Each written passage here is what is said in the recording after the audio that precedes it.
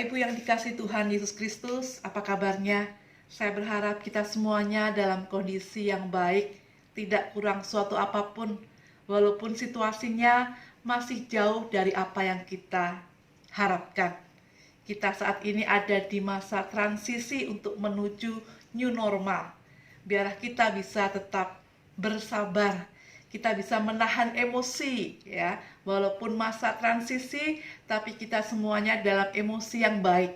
Walaupun dalam masa new normal, hati kita tetap normal, hidup kita baik-baik saja karena kita ada di dalam pemeliharaan Tuhan. Ya, Bapak Ibu yang dikasihi oleh Tuhan, perikop yang kita baca tadi adalah dari Matius pasal 28, ayatnya yang ke-16 sampai dengan ayatnya yang ke-20. Biasanya dikenal dengan amanat agung Tuhan, khususnya di ayat yang ke-19. Karena itu pergilah, jadikanlah semua bangsa muridku, dan baptiskanlah mereka dalam nama Bapa dan Anak dan Roh Kudus, dan ajarlah mereka melakukan segala sesuatu yang telah kuperintahkan kepadamu. Ini ayat menjadi suatu hal yang biasa dikenal dengan namanya amanat agung. Kenapa disebut amanat? Namanya amanat adalah sebuah pesan, sebuah perintah, bukan sekedar permintaan biasa. Kalau seorang mengamanatkan, ya, mengamanatkan misalnya orang tua, mengamanatkan bahwa pada anaknya suatu saat kamu melanjutkan usaha atau bisnis bapakmu ya, itu bukan sekedar permintaan, tetapi ada sesuatu yang lebih dalam lagi, sebuah perintah dengan harapan supaya dia bisa melanjutkan apa yang selama ini sudah dirintisnya, supaya anaknya bisa juga menemui kesuksesan dan keberhasilan. Nah, itu juga yang diberikan pada kita, anak-anak Tuhan, murid-murid Tuhan, diberikan amanat, perintah sekaligus sebuah pesan yang mendalam, yang memiliki sebuah kewibawaan, yang memiliki sebuah makna yang besar, yang harus kita lanjutkan. Dan kenapa disebut amanat agung? Agung itu besar, suatu yang mulia. Karena yang memberi amanat adalah seseorang pribadi yang sungguh teramat luar biasa, yang sangat mulia, yang agung, yang menguasai seluruh dunia ini, menguasai seluruh alam semesta, yang menciptakan alam semesta, bukan pribadi yang biasa-biasa saja. Jadi amanat agung adalah sebuah perintah, sebuah pesan yang diberikan oleh sang pribadi yang sungguh teramat luar biasa, yaitu Yesus Kristus sendiri. Perintah ini diberikan sebelum Tuhan Yesus naik ke surga. Jadi di hari terakhir sebelum Yesus naik ke surga, dia memberikan amanat ini kepada para muridnya yang mengikuti dia. Tentu bukan main-main. Kita bayangin kalau kita mau, ini hari terakhirku, ketemu orang-orang yang terdekat, yang bisa kupercaya, yang bisa melanjutkan karyaku, harus benar-benar hal yang mulia. Makanya dikatakan pergi. Pergi berarti Tuhan rindu kita itu juga melakukan hal-hal yang pergi dari hal yang sekedar zona nyaman. Kita tidak boleh serupa dengan dunia ini. Banyak orang mengikuti arus dunia untuk mencari kenyamanan, kenikmatan sesaat.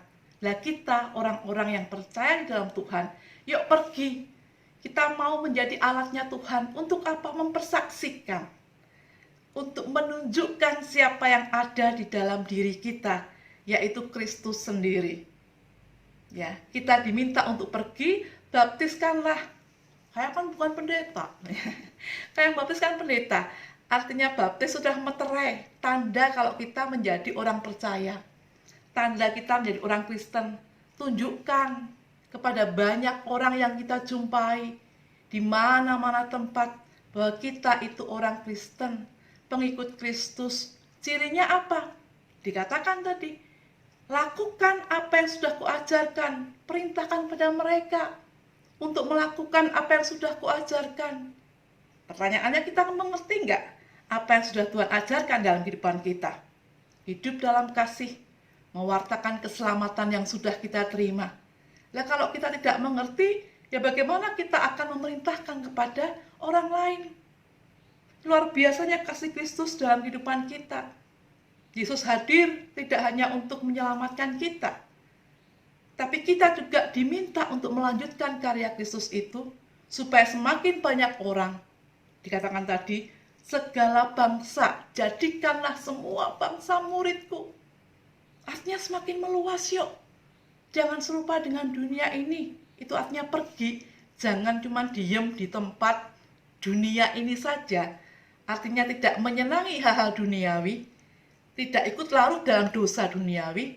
Tapi kita mau dengan kuasa Kristus melalui kemarin minggu kita sudah memperingati hari turunnya Roh Kudus. Makanya Tuhan pun di ayat yang terakhir mengatakan, Aku menyertai kamu senantiasa sampai kepada akhir zaman. Ayat 20 bagian B. Ada janji penyertaan Tuhan ketika kita mau melanjutkan karya agung Tuhan. Kita melakukan amanat agung Tuhan ini untuk pergi tidak serupa dengan dunia ini, tapi kita menjadi orang yang berbeda. Yang apa? Yang seperti maunya Kristus. Jadi kita mau dulu menjadi seperti Kristus dengan apa? Melakukan apa yang Tuhan perintahkan. Pertanyaannya, apakah ada banyak orang yang berminat? Ya tergantung dari kita. Kita ini selama ini menampilkan karakter Kristus apa tidak? Di awal bulan Maret, sebelum pemerintah melarang kita beribadah karena adanya pandemi COVID-19 ini, GKJ Tangerang, induk kedatangan tamu pendeta dari Wirosari, daerah Grobogan gitu ya, dan menginap di rumah kami. Kurang lebih 3 hari ya, untuk pelayanan di GKJ Tangerang. Lucunya Bapak Ibu, ketika kami ya bercakap-cakap, ya makan, kemudian juga jalan-jalan, pelayanan ke gereja bersama, mereka akan membawa 2 anaknya, putra dan putri. Putrinya yang kecil pintar nyanyi itu ya, kemarin juga mengisi pujian di GKJ Tangerang, namanya Tata. Dek Tata ini mengatakan ketika kami sama-sama mau jalan di mobil gitu, kami sekeluarga dan juga keluarga Bapak Pendeta Agung namanya gitu ya, mengatakan bahwa Pak Edi ini sama Bude Krisna kok romantis ya. Saya kaget, kita semua ketawa. Loh, dari mana anak ini bisa mengatakan kami berdua, saya dan suami, romantis? Orang ciuman juga nggak lihat, kan kami kalau ciuman di dalam kamar tentunya. Apakah lihat foto-foto kami? Atau lihat bagaimana senyuman kami? Atau lihat gaya doa kami di dalam mobil ketika mau pergi berdoa? Ketika di dalam rumah kami bersengkrama, yang pasti anak sekecil ini usianya ya kira-kira 12 karena kelas 6 SD ya, 12 tahun. Bisa dengan spontan, Pak Edi dan Bude Krisna ini kok romantis ya. Ada sesuatu yang menarik buat anak ini. Dari perilaku kami, dari sikap kami. Nah ini tentu akan senantiasa diingat. Kami semua juga yang tua-tua yang mendengar, bapak ibunya juga, Pak Pendeta dan istri juga tertawa. Belum lagi kemarin pembantu kami. Kalau lebaran kan biasanya orang seneng libur gitu ya, libur beberapa hari. Ya karena pandemi COVID-19 ini, pembantu kami tidak pulang. Biasanya kalau pulang itu di daerah Pandeglang, Banten sana ya. Saya tanya, Mbak mau libur berapa hari? Enggak lah Bu, saya nggak usah libur. Lah, ini kan lebaran. Ya mesti libur dong, jangan nggak libur. Nah, saya kan nggak pulang Bu. Saya di rumah cuma sama suami dan anak. Saya lebih senang kerja di tempat ibu saja daripada cuma di rumah. Loh kenapa? Ah sebel ah Bu, lihat suami nggak kerja berhari-hari. Bawaannya cuma kayak bos, kayak orang kaya. Kemudian cuma nyuruh-nyuruh saya, mendingan saya kerja di tempat ibu. Wah, ya saya sih senang saja. Cuman kalau lebaran kan ya mestinya ada liburnya. Ya udah deh Bu, saya libur sehari saja. Itu buat kami apa yang membuat dia senang betah di tempat kami. Dia bekerja sudah sejak anak-anak kami SD ya, masih kecil gitu ya, sampai sekarang. Tinggalnya hanya di kampung sebelah kami. Pulang hari, Sekarang anak kami Dani sudah menyelesaikan skripsinya. Awet. Ketika ditawari oleh komplek kami, tetangga kanan kiri, Mbak, sehabis dari tempatnya Bu Edi, saya kalau di perumahan dipanggilnya Bu Edi. Yuk kerja tempat kami yuk, lanjutin. Kamu kan pulang sekitar jam 9 pagi, pokoknya selesainya kamu lanjut ke rumah kami. Jawaban pembantu saya katanya, enggak lah Bu, saya sudah cukup di tempat Bu Edi saja. Ada sesuatu yang diungkapkan dengan sukacita, rasa bersyukur, rasa damai, homi, kerasan untuk bekerja di rumah kami. Saya percaya karena bagian dari hal yang mempesona buat dia, yang menarik buat dia.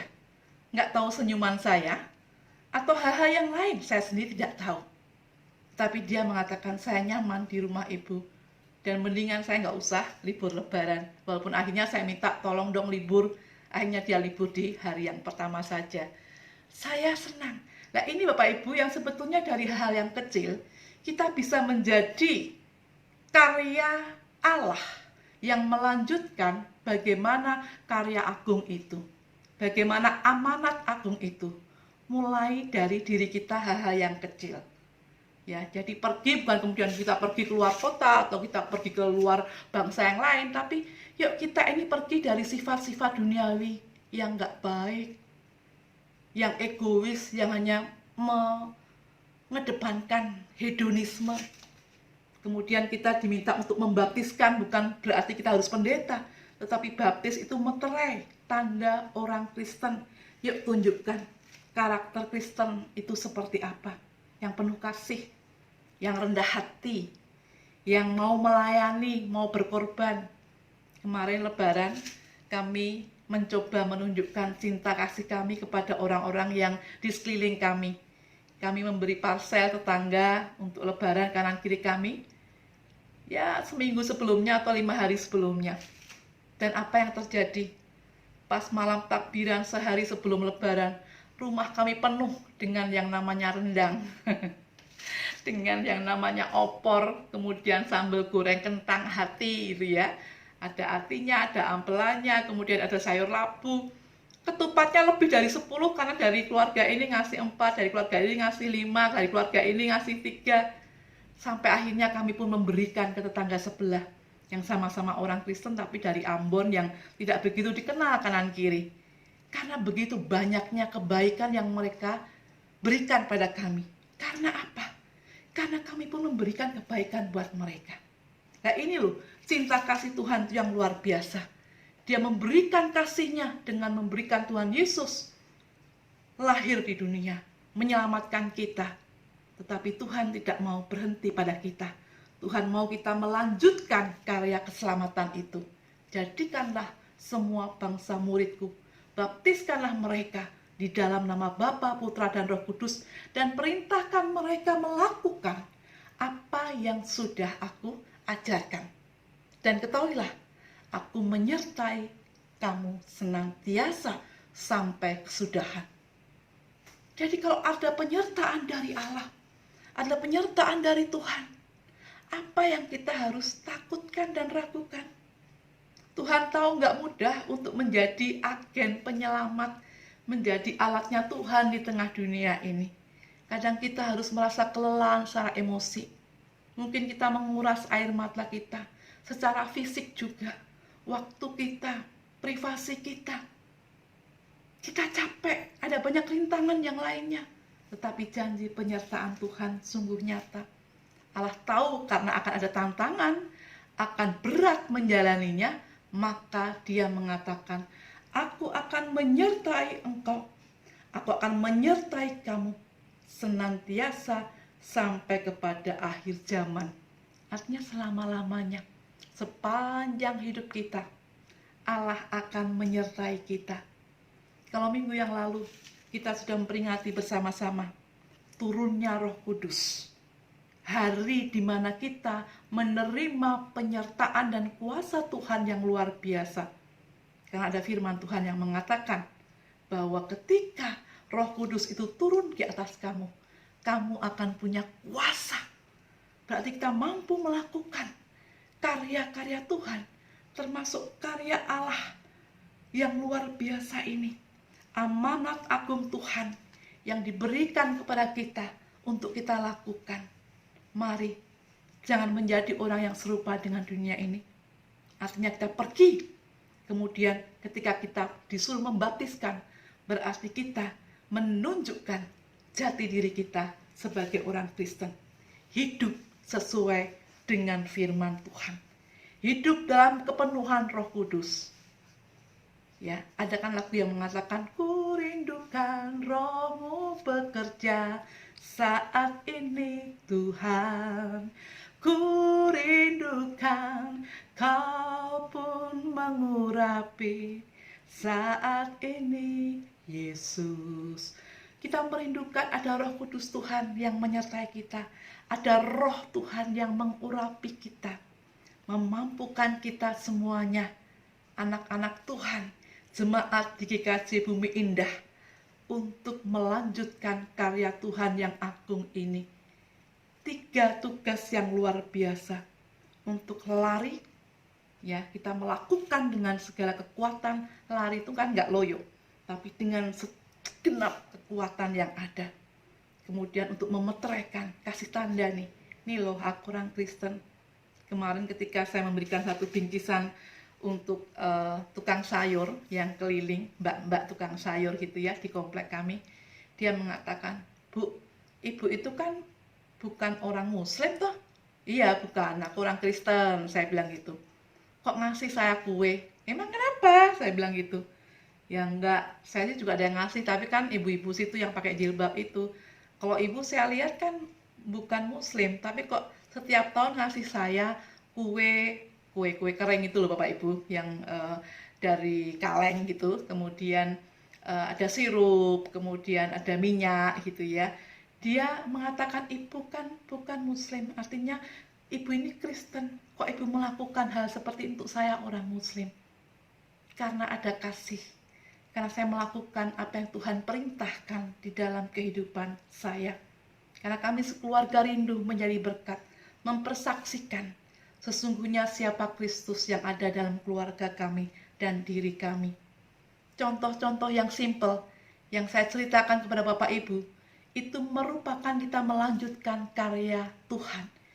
Tuhan mau memuridkan kita, tapi pemuridan itu, keselamatan itu tidak hanya berhenti di kita, tapi bagaimana kita juga melanjutkan karya pemuridan itu untuk mempersaksikan Tuhan kita, siapa juru selamat kita dalam hidup keseharian kita.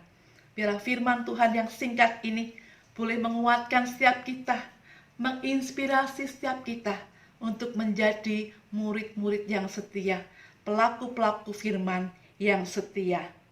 Selamat menjalankan, melakukan tugas amanat agung dari Tuhan. Tuhan memberkati kita semuanya. Amin.